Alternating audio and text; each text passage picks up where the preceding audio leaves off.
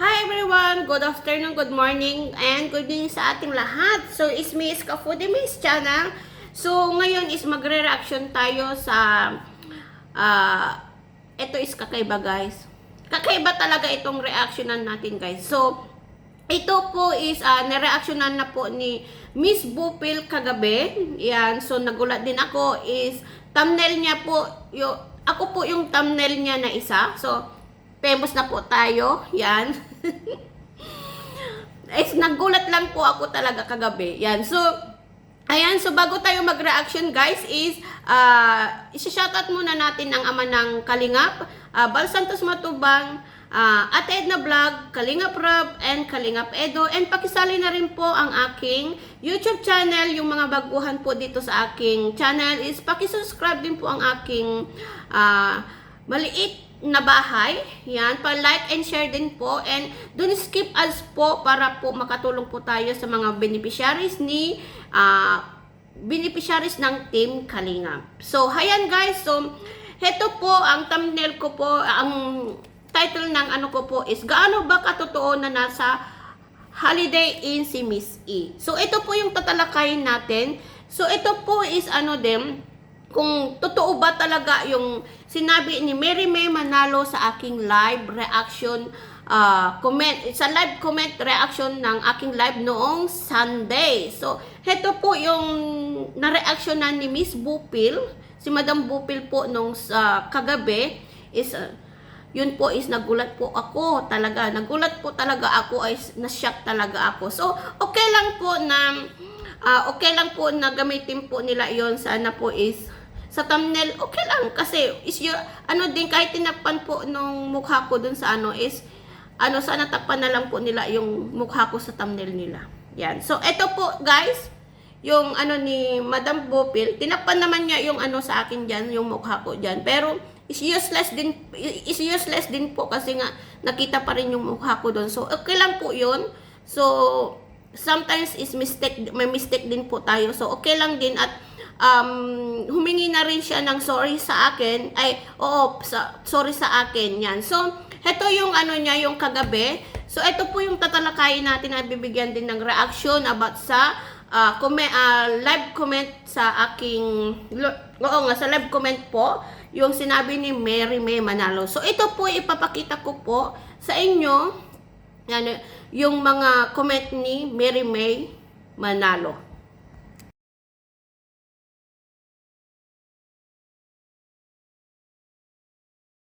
So, hayan guys, so napanood natin yung o nabasa natin yung comment ni Mary May Manalo. Mary May Manalo sa aking live comment section sa live ko noong Sunday. So, yun po is hindi ko po napansin talaga itong comment na ito kasi nga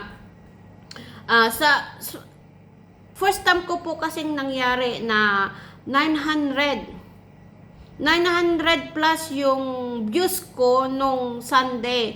So, hindi po ako sanay na magbasa ng mabilisan at aminin ko po is mabagal po talaga akong magbasa. At syempre, ang bilis po yung comment section is 900 na nandun po. At ang dami pong nagko-comment.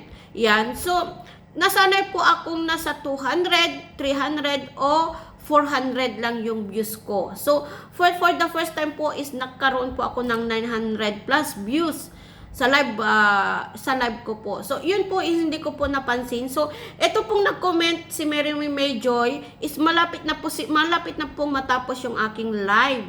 Yan. So, kaya hindi ko na po napansin. So, nag-screenshot po nila ito. Pero nung nag-reply po ako is nabasa ko, is wala na po akong magagawa kasi na-screenshot na po nila itong mensahe ni Mary May Manalo. So, hayan guys. So, ito is bibigyan natin ng yung opinion po natin sa nangyaring ito. Fake man o totoo. So, hindi po natin alam kung ano po yung totoo. So, ito po, babasahin ko po ulit andun po ako sa Holiday Inn, pumasok po grupo ni na Erica, kasama ate niya, kahit tanungin nyo si Edo, nakausap sila ni Erica. Sabi. Tapos yung isa naman is, nasa room 115 po ako ng Holiday Inn. So, ito po is yung sinasabi niyang nasa ano din ito red alert po ito. So, may kung totoo po ito na sinabi niya na sa room 115 po ito, is ano talaga ito, is mayroon pong kasamahan ni Gina o kasamahan ni Erica na nandun talaga sila din. Yan, so hindi po natin alam kung nag-stay talaga po overnight sina Erica at ate niya. Yan, so at ikaw din at ano din is common sense din natin is galing po sa Amerika yung isang tao, ibang bansa is wala ba po I'm sure na mayroon pong kasama si Madam Gina. Yan. So hindi naman tayo mag-akusa kasi alangan naman po yung grupo ni Edo ang magko-comment ng mga ganito o gusto lang po nilang sirain talaga si Kalingap Edo dahil dito o set up ba talaga ni Gina Pablo lahat ito. Yan. So ito pa yung guys, ito pa yung isa na sinabi ni Mary May Manalo. Pumasok po sila Erica sa room ni Gina Pablo after 30 minutes. Tanongin niyo po si Edo. Yun po. So ang alam ko po dito sa aking info po, sa aking po, may nagbulong po sa akin is kung salisihan lang po yung nangyari yun. Salisihan. So maybe siguro paglabas ng isang grupo is syempre hindi mo naman maiwasan na alam naman isnabin mo yung even though na may hindi maganda yung end ng relasyon ninyo, end ng love team ninyo is sa lang naman wala pong masamang mag-say hi both of side. Hindi walang masama na mag-say hi silang dalawa. So yun po guys, kung totoo talagang nandun si Erica is kung yung nagbulong po sa akin is totoo po, nagkita po sila pero hindi po natin alam, nagkita accidentally po yun guys, accidentally, hindi din alam ni Kalingap Edo. Yan, hindi alam lahat ng grupo ni Edo na nandun din, pumunta din si Erica doon. Yan, kasi nga sponsor din ni Erica si Gina Pablo So wala tayong choice. Yan, wala tayong magagawa. At saka hindi naman po big deal yun guys, kasi hindi naman sila naghalikan o nag-usap ng sarilinan si Edo at saka si Miss E. Kasi nga nandyan si Beyonce. Kaya nga sinama niya si Beyonce para iwas sa mga chismis o iwas sa mga bashing. Pero hindi pa rin siya nakaligtas. So yun, hindi pa rin siya nakaligtas guys si Kalingap Edo. Dahil nga po sa kagagawan itong si Gina Pablo. Yan, si Gina Pablo. Kasi kung totoo pong nag-stay sila sa 115, ang room ni Dr. Love is 116. Ang sabi ni according to Dr. Love, ang room ni Beyonce is 117. Pero dun sa live ni Dr. Love nung isang araw is ang alam ko is 110 yung ibinigay niya room ni Beyonce. So hindi po natin alam kung ano po yung totoo diyan.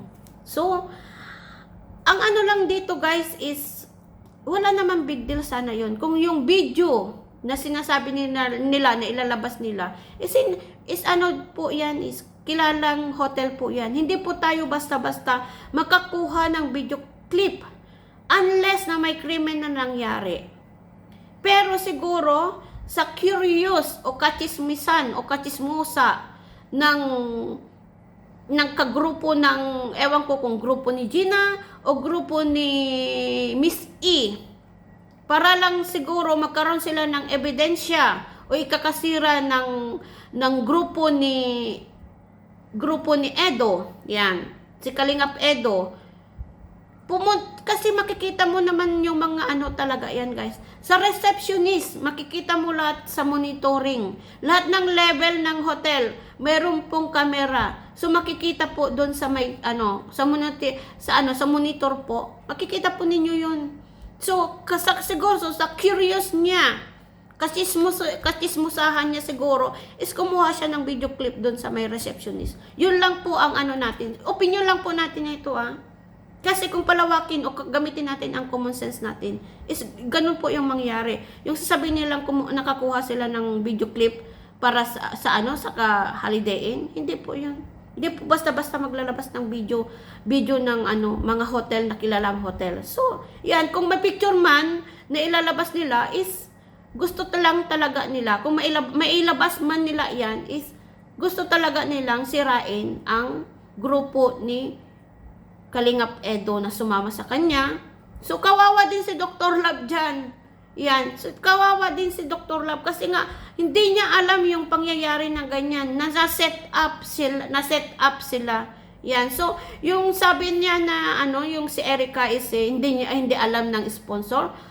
Is common sense, guys. Hindi ako naniniwala na hindi niya alam yan. Kasi si Erica, si Miss E is siya, mayroon siyang may sarili na siyang community din.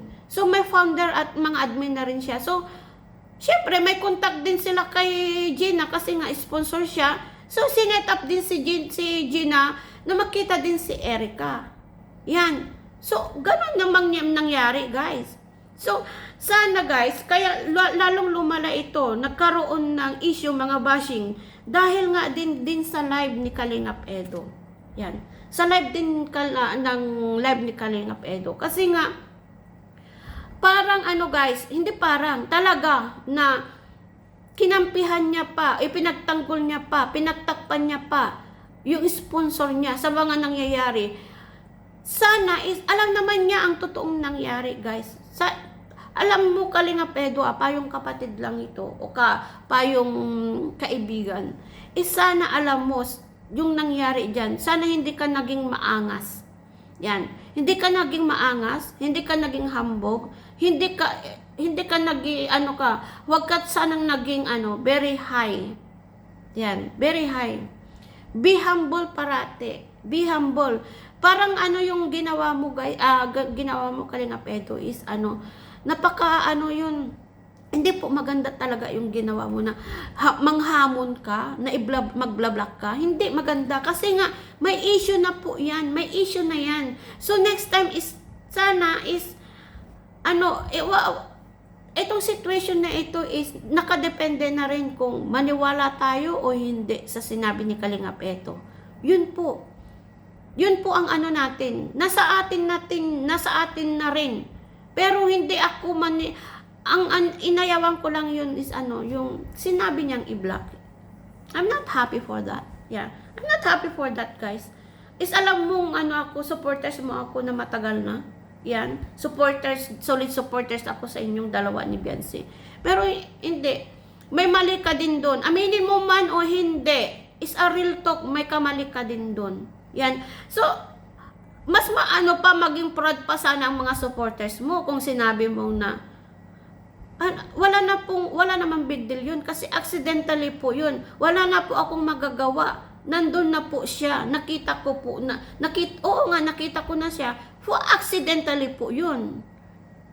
Kung yun ang sinabi mo is naging proud pa siguro ang mga supporters mo kasi nga nandyan si Beyonce, kasama mo siya, pero hindi, iba talaga. So, ito, ang nangyaring ito is, lesson learned na lang talaga sa'yo. Yan, kasi nga is, hindi ka small YouTuber kilala ka na is, malaki na yung channel mo, hinangaan ka namin, dahil nga sa pure charity mo, sa kabaitan mo na pinapakita, pero minsan is, yung pagsasalita mo minsan is hindi maganda. Yung mga hamon ka. Kung may mga issue is mga hamon ka dun sa mga live mo. Hindi din maganda yan. Hindi lahat ng mga supporters. Hindi lahat ng mga supporters mo. Lahat ng mga sponsor mo. Lahat ng mga viewers mo is kaya kang intindihin. Sana't is tandaan mo ito, Kalingap Edo. Hindi lahat is nakakaintindi. Hindi mo din masisi na magtampo ang iba dahil sa kagagawan mo din minsan. Yan. So, ngayon is kami mga marathoners din. is naapektuhan din yan. Kasi kami na naman ang mga solid na marathoners. Talagang ang laki ng apekto na ibinigay nitong issue na ito. Dahil kami na naman ang maghabol ng mga views ng EDSI at yung uploaded videos mo. Yan. Maapektuhan yan. I'm sure na may nag-unsub na din sa iyo.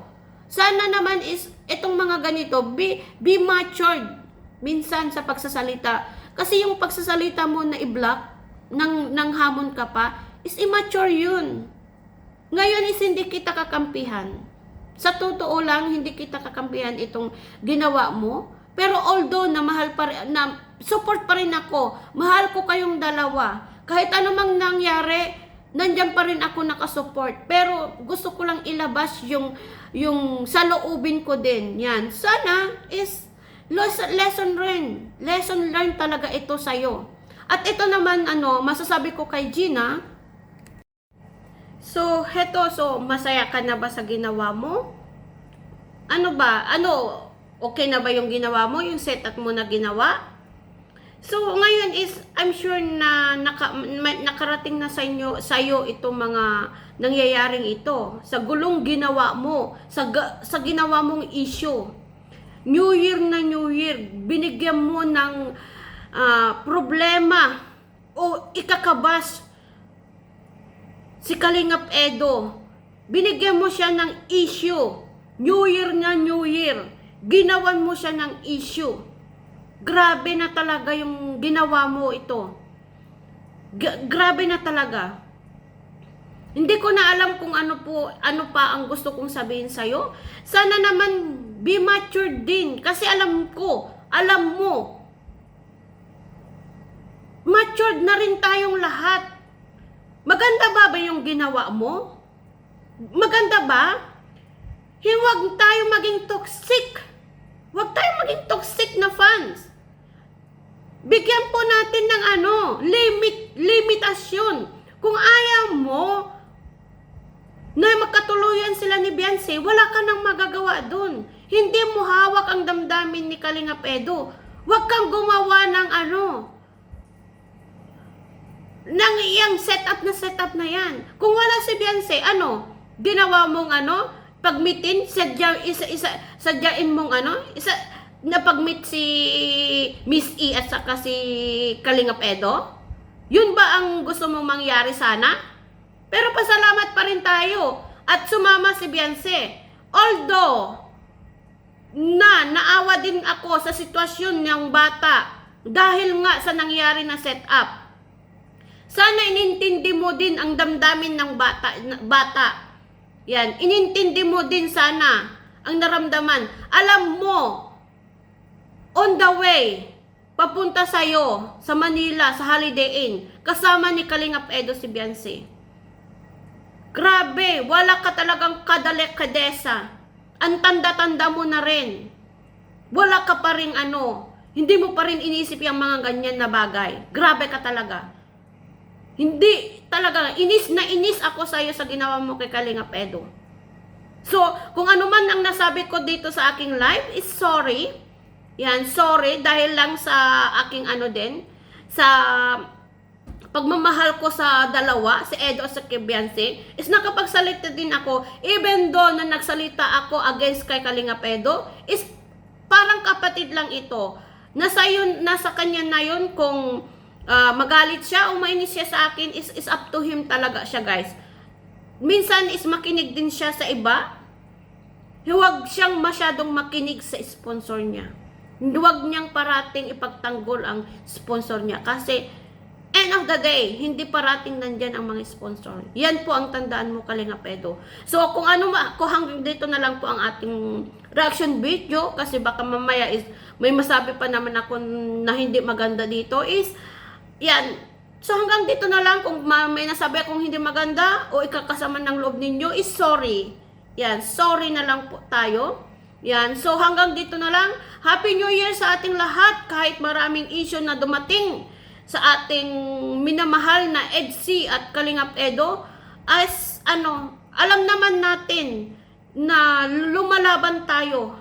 Lalaban at lalaban pa rin tayo dahil sa pagmamahal natin sa dalawa. Yan. So, God bless to us and Happy New Year, everyone.